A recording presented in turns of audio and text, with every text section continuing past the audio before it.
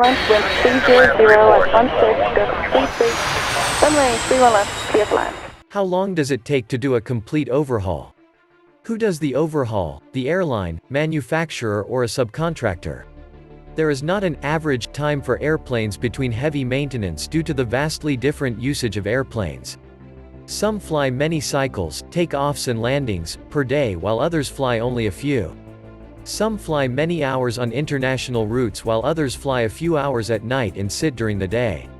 Maintenance expect to see an airplane in heavy maintenance around every 2 years. The time planes spend in heavy maintenance can vary, but they're usually out of service for several weeks. As for who performs that heavy maintenance, the work is usually outsourced to a company that specializes in this type of work. They are located around the world, resulting in airplanes from many different countries being overhauled in many different locations. In fact, it is very common for U.S. airplanes to be sent overseas for heavy maintenance. There are heavy maintenance facilities in Mexico and Hong Kong.